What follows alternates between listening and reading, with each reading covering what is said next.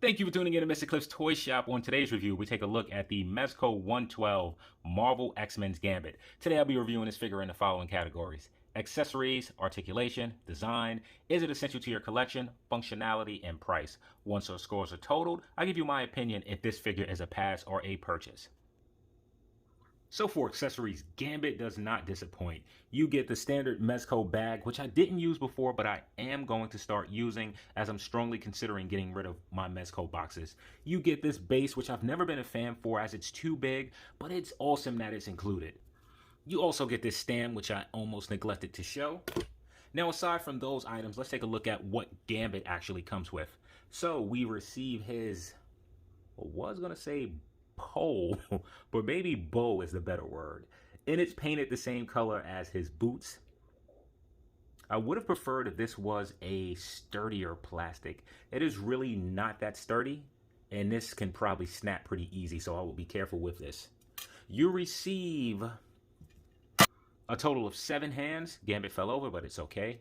And I really like how the hands are done. We're definitely going to zoom in for a moment. So I like that they decided to do the glove approach, and you can see this part here is textured as well as on the glove fingers, but then you also have some fingers exposed, and there are maybe areas that are a bit missed, but I think overall the paint is done exceptionally well. Now, aside from that, Gambit has his power effects pieces, which I absolutely love. This thing looks gorgeous. It's done in this translucent pinkish color, and man, am I really digging how this looks.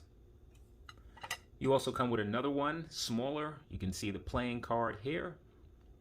And I really like this. I would have liked if the actual playing card was shown here instead of just being a square.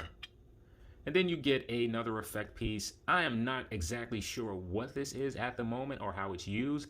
I think it's him. I can see it. It makes sense. So it's him throwing cards. So you have a few cards here that he's powering up. And then with this one here, you have a singular card. I just realized there's more items that I haven't put out here, so hold on. Gambit also comes with these playing cards, and I haven't taken them out as I'm super scared that I'm going to lose these. So I'm going to keep them in this casing for now. We also get 2 head sculpts. Let's start with the one that's on the figure. Really digging this, man. The stubble looks good. Mezco is getting a lot better with their faces. It's almost as if you can see through like the pigmentation, so they're really getting good with this. The eyes are super squinted. I wish that they were open just a bit more. I really like the direction of the hair. Like just an awesome looking face sculpt. And then we get an additional head sculpt.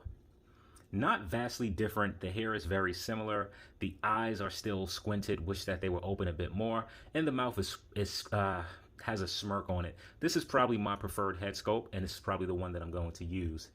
And aside from all of this, Gambit comes with one last accessory, which is his coat. This is absolutely removable. So for overall accessories, Mezco did not disappoint. Gambit comes loaded. I'm going to give him a 10 out of 10. So for articulation, I did what I did not want to do, and that's remove the coat. But that's the benefit of having a figure that has soft goods. So I actually removed it so that you can see how the overall articulation works. So the head is able to look up pretty far. It's almost able to bury his own chin. It can rotate full 360 if you choose to, and some fantastic pivot side to side, as well as the head shifts back and forth, and a little bit side to side. So the arm without the coat is able to go up about that much. I doubt that you can do a full 360 because the fabric starts to bunch up, though you can get it very high, and that's about as, maybe very wasn't the proper word, but you can get it very high. That's as comfortable as I'm gonna go. You can go further with yours. The arm is able to come about that far out to the side. You do have an upper bicep cut. The elbows are double jointed, bending way in. At the wrist, it is on, is that a ball peg? It's on a ball peg, so you can get it to go in all directions that you need to. Now, problem. So the torso is one singular piece. It's not the end of the world. So you can get Gambit to go back about that much. Forward barely any. You do have a twist at the waist. you're able to get him to pivot slightly side to side. The legs is able to go all the way full 360.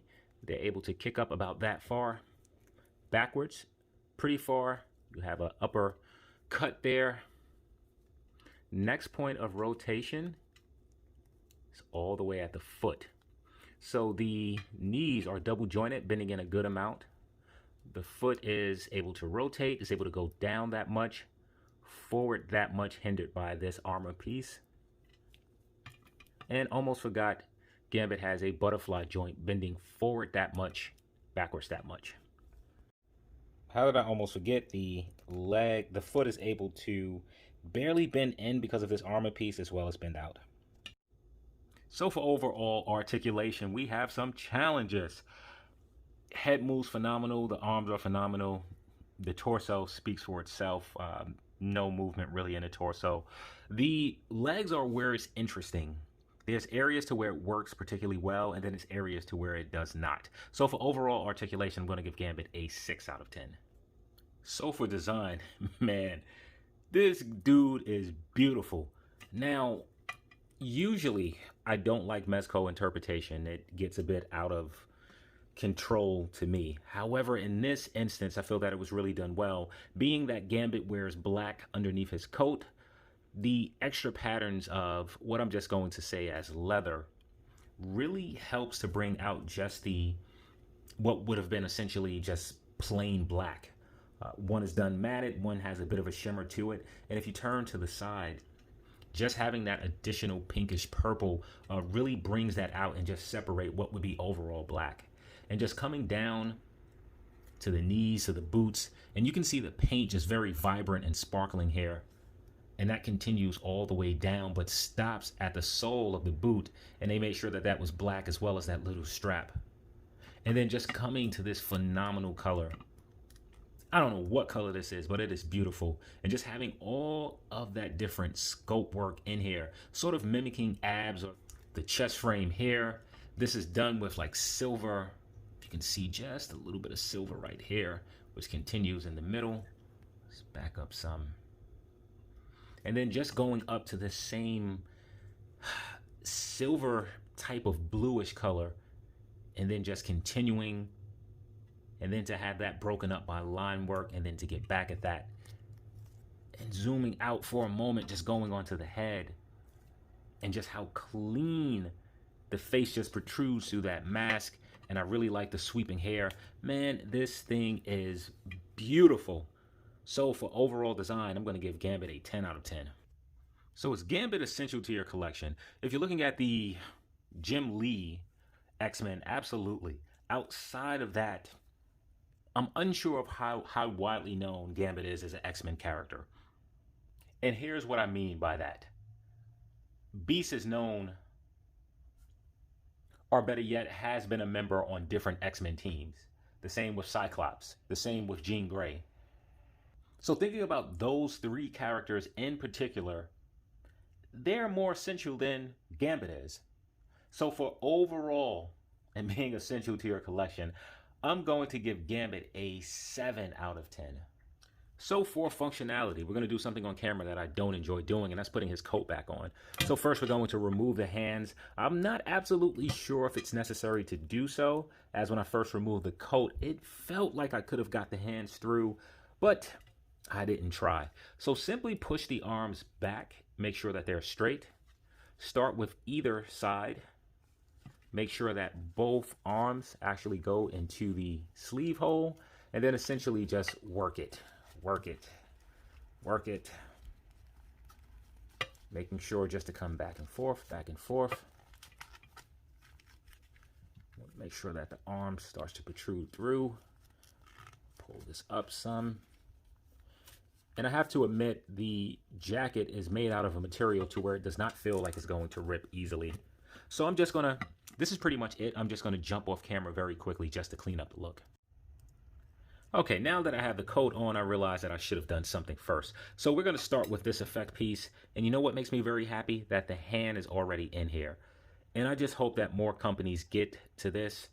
Storm Collectibles, if you are watching, this is what you need to do with your effect pieces. So I'm simply going to push the hand inwards. That went on a lot easier than I thought that it would. So while I was going to take time to pose this, I just want to give you an idea of how it looks, and this looks absolutely phenomenal. So I'm going to pop this hand off very quickly. No, actually, let's put it back on. What I was worried about, if it was going to be too heavy, but it does not appear that it is. So let's pop that off for a moment. I'm looking for the hand that has the hole, which is this one. I'm going to pop this through. I think there's actually more than one, so hopefully I have the correct one. I just want to see if the pole goes through.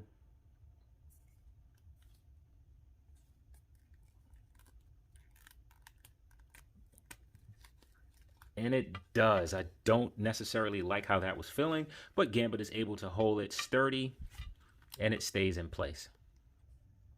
Now, one thing that should be noted is all the effect pieces that come with a hand attached is for his left hand. All right, so I want to attach this hand for a moment. And what I want to get an idea of is how some of the effect pieces that's not attached to the hand actually work. So give me a moment as I go through the different hands. So there really aren't a lot of options. It's sort of this hand here or this one. Let's turn the light. So you actually can get that to work. All right, so let's pop this hand back off for a moment. Let's get my lighting back in place. There we go, and let's pop this head off. Let's put on the secondary head. All right, let's continue to walk through functionality. Starting with the head works particularly well. The torso. Ugh. From a design aspect, I absolutely get it, and they nailed it 100%. They couldn't have made this look any better than the way it looks. From a functionality standpoint, it is super problematic.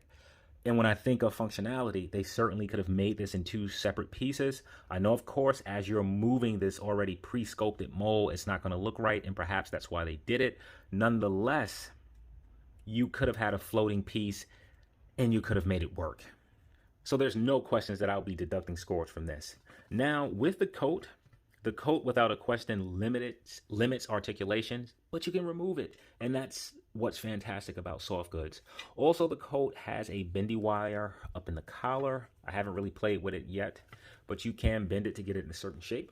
There's also a bendy wire running down each side to this point, so you can bend the jacket and get it to flare. There is no bendy wire in the back, however. Now moving to the leg pieces. From a design aspect, I really like that this is one piece, but I do feel that being that it is one piece, we could have had a point of articulation right about here. That way it wouldn't have broken up this scope. Now, to where this one piece scope really hurts it is that you really get limited articulation when it comes to the feet. They're not able to pivot in well, nor pivot out well, nor move forward.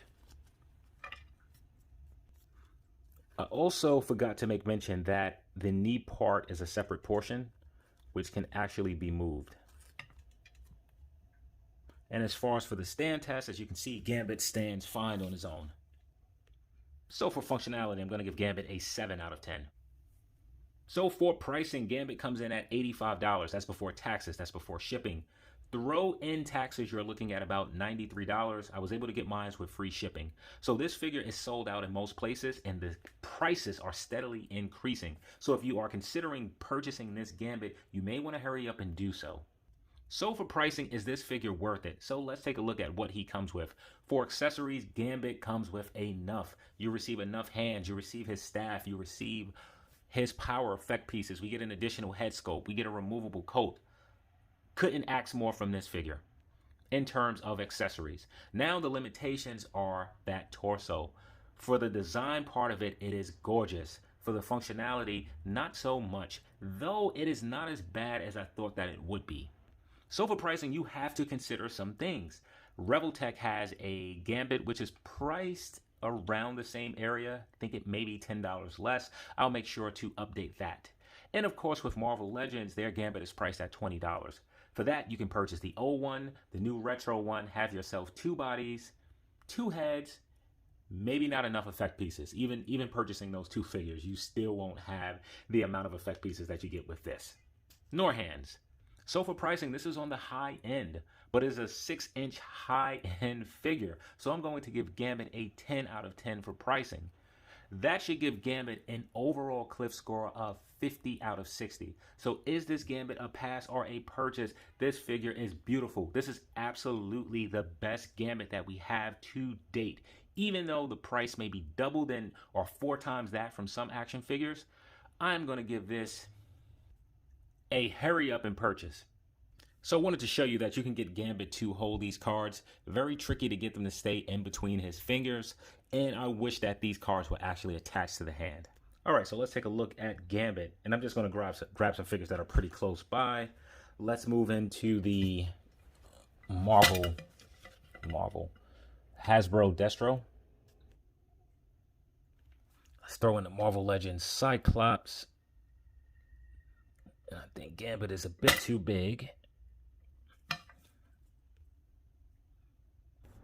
Here he is next to NECA's Rocksteady. And why not, since I don't have any Mezco figures around, but here he is next to Mattel's Masters of the Universe Origins. So thank you for tuning in to Mr. Cliff's Toy Shop. I hope to see you during the next review.